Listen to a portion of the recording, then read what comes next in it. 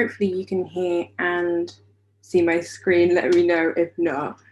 So I do need to say a huge thank you to the PowerToFly team for inviting me to this event today. It's so rare to see a lineup of so many amazing Black women, and I'm so inspired and feel really honoured to just be amongst a lot of great speakers. And I want to start with a random question for you. Have you ever tried touching your elbow with your tongue? It's quite difficult to do. Not many people can do it. In fact, only 1% of people can do it. Just one. Such a small group of people, right? But that number is larger than the number of Black women working in tech and IT roles. So there is a high chance of meeting someone that can touch their elbow with their tongue than meeting a Black woman that works in tech. But I am one of those Black women. And as is mentioned, my name is Tara. I'm a senior software engineer at the Financial Times. And I'm based in the UK. I've been working in the tech industry for about 6 years, but actually I started exploring a career in tech about 10 years ago. That's when I started learning to code. So in my role, I create software products using code to meet the needs of our readers at the Financial Times. And over the years, it's been a journey, to say the least. To give you some background, before the Financial Times, I worked in a few different industries, including spending a few years at the edtech company FutureLearn, and before that, working at the retail company Marks and Spencer on their website, and before that, working at the telecommunications company within their O2 brand on their learning platform.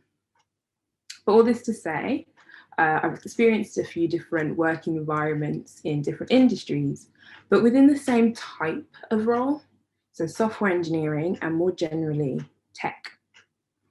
So while I've been a software engineer or developer in these roles, there are many roles in tech that kind of follow the same career progression, albeit with a different speciality.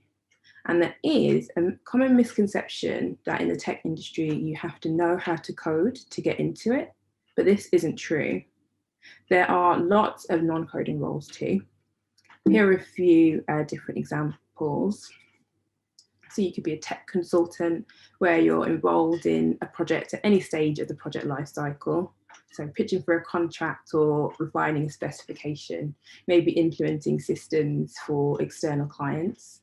You could be a product designer where you design apps and websites and other software that is easy for customers to use and helps the business hit their targets. So these are non-coding roles.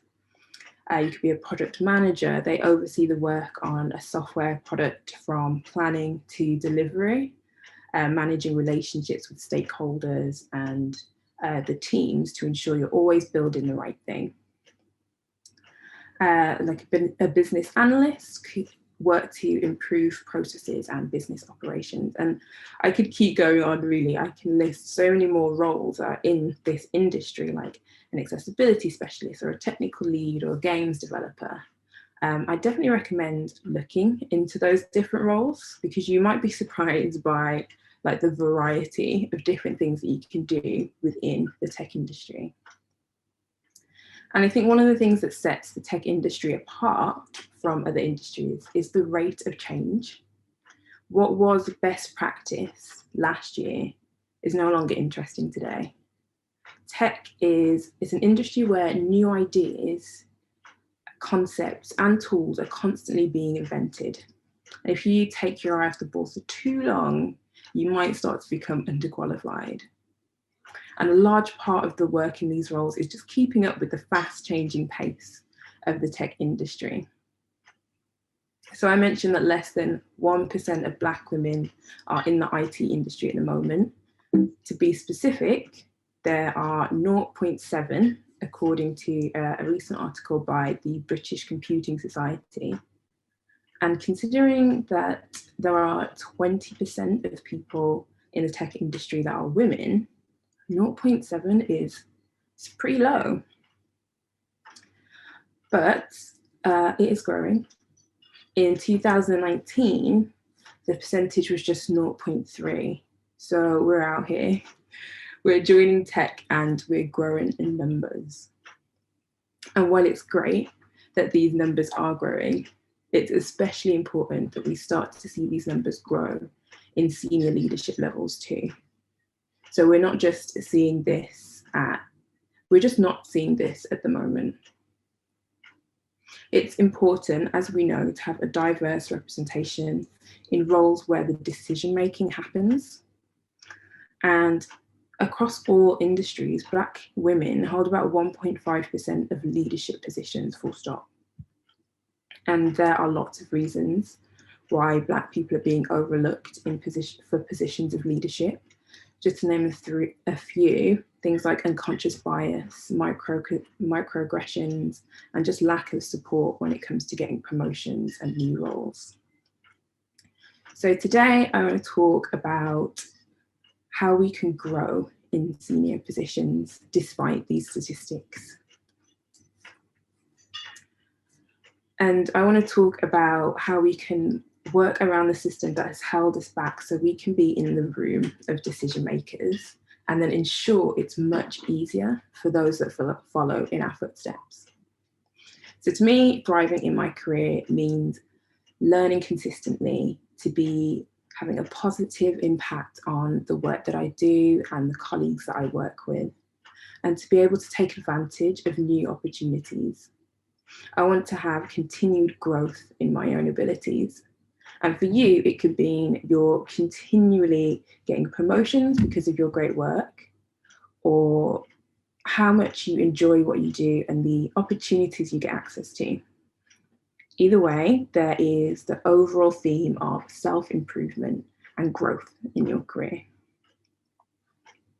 So there are 3 key areas that I plan on covering today: looking forward, learning, and getting exposure. I'll be sharing some practical advice based on experiences that I've had and experiences of colleagues and friends. And by the aim is that you'll have some specific action that you can try for your own career development. And then you can share those with colleagues, mentees, friends, and continue to support others too.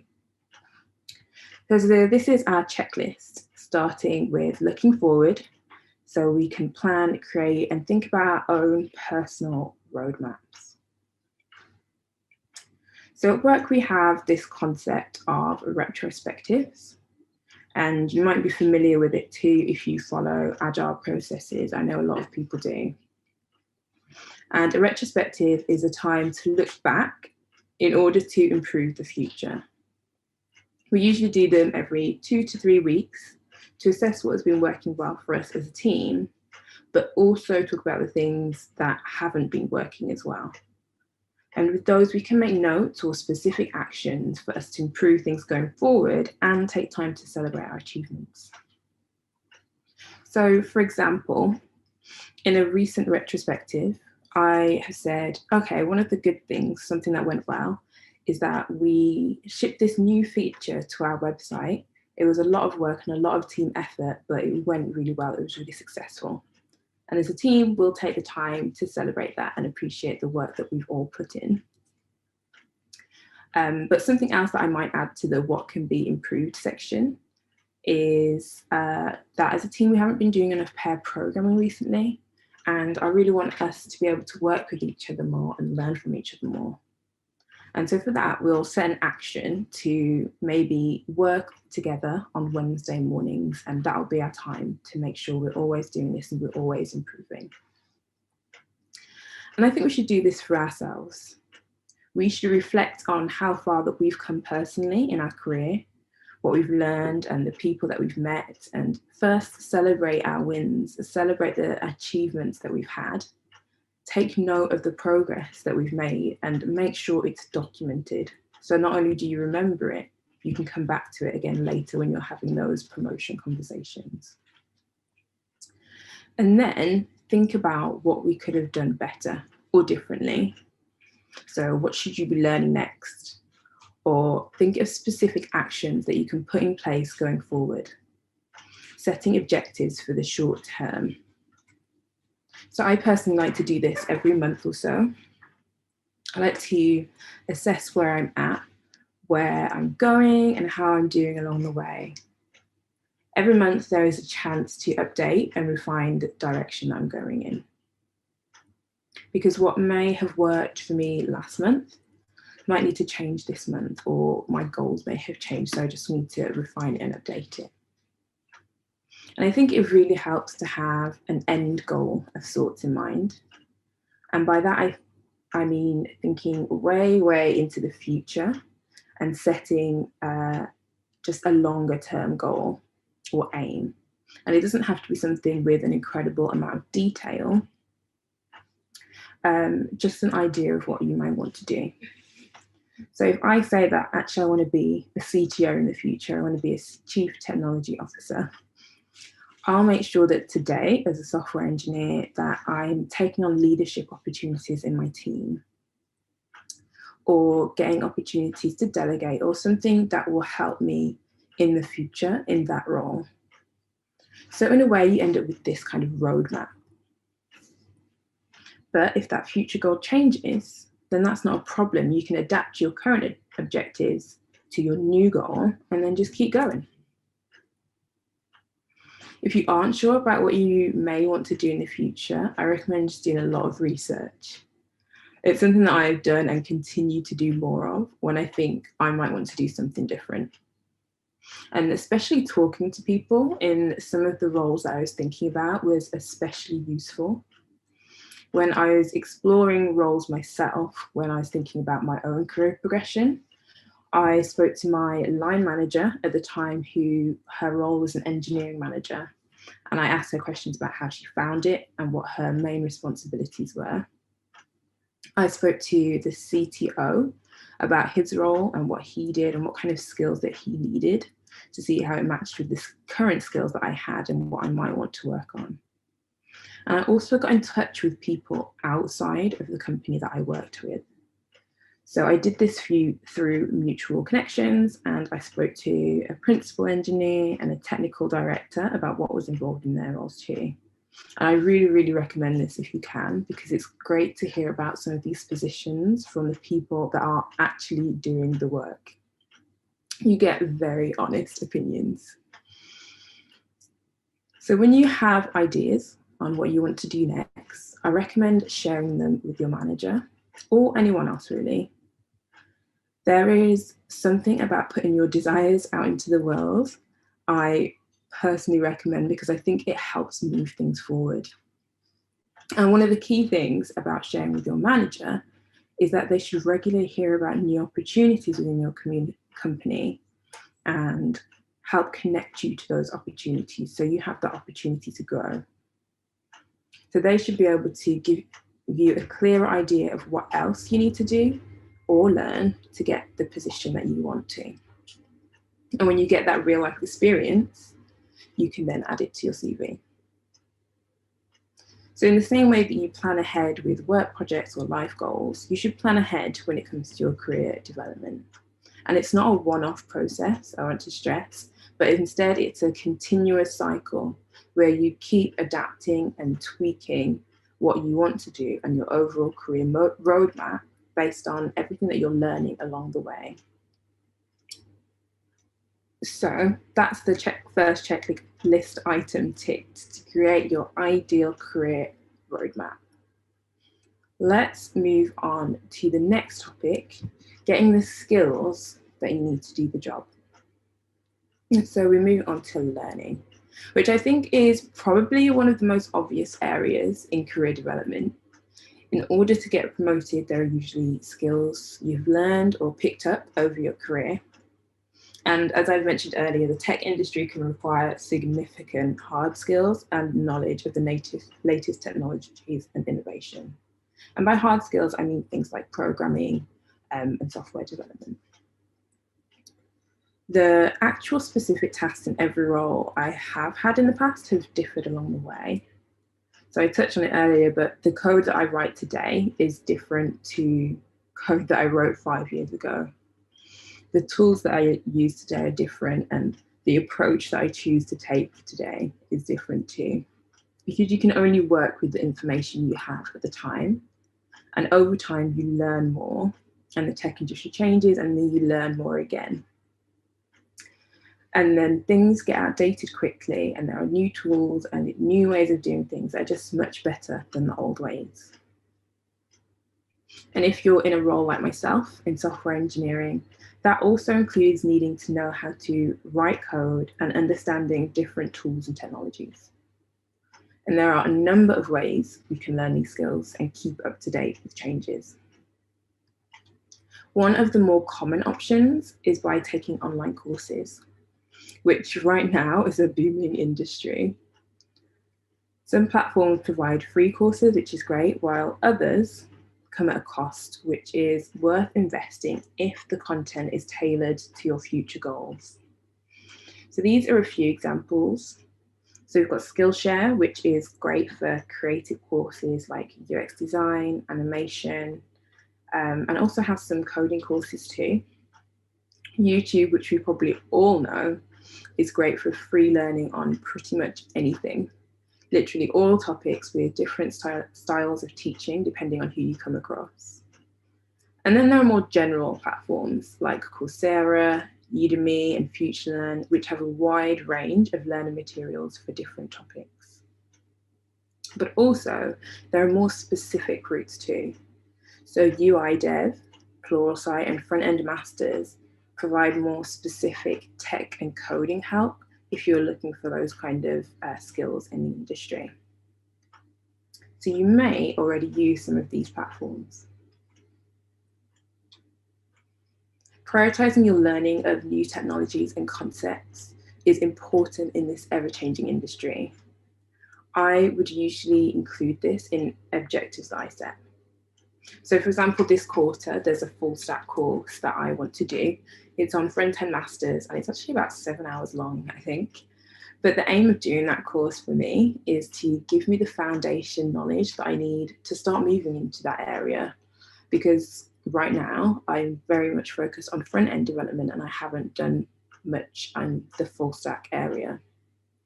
Front-end development is all about writing code for the part of the product that the user can see and interact with. And my aim is that the knowledge that I gain from the course will help me widen the type of work that I can do and support my team with, and generally be more helpful and skilled overall. I can be better equipped to complete whole tasks from beginning to end, and all starting from learning the foundation skills that I need from taking the course. It probably goes without saying that the same principle also applies to reading, but not just books, which are useful. But there is a lot of information out there and great resources in blog posts, newsletters, and articles. The Lead Dev is the one that I especially like for articles on leadership in the tech industry. And they're written by experts and professionals already doing the job, but there are alternatives out there by many individuals sharing their experiences. So for example, the next one, Level Up, is one by someone called Patrick Qua, who also pulls together lots of leadership resources from people in tech, which is really useful. And then again, Medium, like YouTube, has lots of articles on all sorts of topics, and lots on coding and tech and leadership too. So I usually find out about these through social media, looking at hashtags, or from people of online courses that I've taken. And what's really valuable about that is when they share the resources, you can also learn from them too. So there are lots of ways to learn the skills you need for your promotion or new job. What is important is to put your learning into practice. It's one thing to learn a new coding language, but it's different to use that coding language in a real life situation at work, for your team and business. And when you start doing that, again, document what you've done, which I'll keep coming back to. But if you've learned a new language and use it to create a new feature, document that. If you've done a course on leadership and use that information to help lead a successful side project, document that too, because it will really help in the discussions that you have when it comes to performance season, getting promotion, or in interviews for a new job. So let's move on to the next section, which I think I would say has been instrumental in my own personal career. And that is by increasing your professional visibility by getting exposure. I went to my first tech conference when I was a graduate software engineer. It was a conference for junior developers that are just starting out their software engineering careers. And I remember they had speakers on like a whole range of different topics from different companies, just sharing the things that they had learned along the way. I remember it was in a cinema when we were allowed to go to cinemas and gather in venues like that. There's a talk on open source software, and another talk on asking for more as a developer, where the speaker talked about not being bullied by others or not putting up with bullying from others, asking for more money, and topics like that, which taught me so much as a new developer. And it inspired me enough to want to get into public speaking myself. And lo and behold, 5 years later, here I am talking to you. I didn't realize at the time how good that would be for my career, because I just wanted the experience of getting up on stage and sharing what I've learned with others and hoping it would be useful. Fortunately, it was useful for other people. And it also pushed me to develop my communication skills and put me on center stage in front of people from all types of companies, representing lots of different levels of seniority. I was representing the company that I worked for, which is great for hiring and attracting talent, but I also opened up myself to many opportunities outside of where I worked too. I was getting exposure in the field without even realizing it. So I would ask you, how do you feel about public speaking? I always recommend public speaking to people, though I can completely understand that it's not easy. In fact, public speaking has been listed as the most common thing that people are fearful of.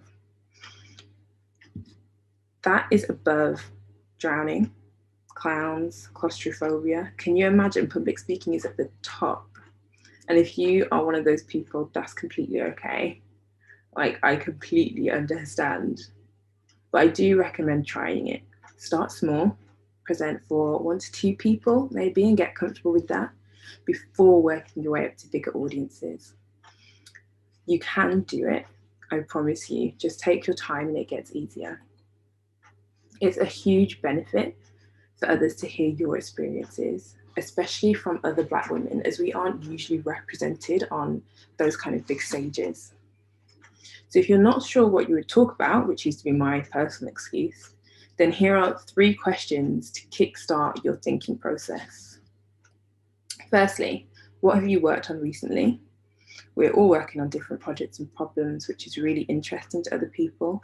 So this can be a great topic to share with others. Question 2, what would you want to learn about? So anything that you want to learn about is usually things that someone else wants to learn too. And this is usually a great push to get you to learn about that thing before you share it with others. And thirdly, what could you talk about easily for ages? This is usually your topic, something you already know lots about, something you already have opinions on, and something that you could probably talk about for hours without doing any research whatsoever. This is usually the easiest one to start with. And I mentioned starting with smaller audiences earlier. There are lots of small communities that are looking for people like you to inspire their audience. I was doing a little research into it and I found these ones, which are all great. But find out about the communities in your area where you live, or start one, because speaking at their events are a great way to support the amazing work that these communities are doing to diversify the tech industry, while also practicing public speaking with a group of like-minded people in the audience. Okay, so I'm going to pause my crusade on trying to get more Black women public speakers out there, as it's definitely not the only way to get exposure and open yourself up to more opportunities. I talked about reading the blogs of others earlier, and yours could be one of them.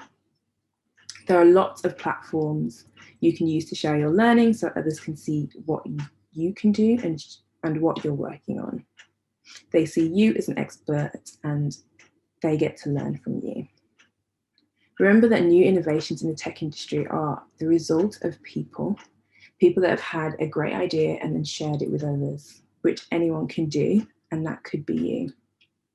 And then you can take that documentation and you can remember to use that in your discussions for promotions. So it's all great knowing you're growing your network and growing exposure at scale, but you may want to find support from specific people. Maybe you want a reference for a new role.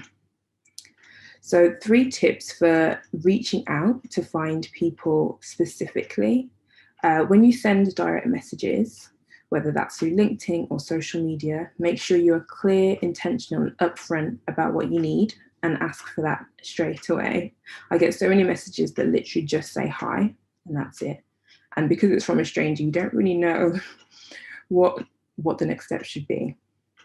Also, utilize your existing network. So talk to colleagues of colleagues, find mutual connections. LinkedIn's really good for this. And again, from this and the previous, you're more likely to get a response. And thirdly, talk to a diverse group of people. We all know diversity is important, and it's actually difficult finding a large enough pool of Black women in senior positions that aren't already maxed out with the number of people that they're mentoring and supporting. So think diversity in job position and seniority, diversity in race, in gender, and the opinions they have, because they really help expand your mindset and really help you to grow. And the great thing about getting exposure in all these areas is that it's great documentation for those promotion discussions and interviews. You can easily share a link to a talk or an article that you've written. And regardless of whether you're looking to grow internally in the company or you already work, regardless of whether you're looking to grow internally in the company you already work at or externally for a new role, this all still applies for getting exposure. So I do want to quickly say that I've mentioned a lot of options today, and I don't recommend trying to do all of that in one go and getting burned out. Take it easy and introduce new ideas as you need them. Your health is the most important. So while statistics show that the number of Black women out there now in tech roles is low, we know that that is changing. We want to see more Black women at all levels in this industry. And I hope what I shared today can give you some areas to focus on in your own careers.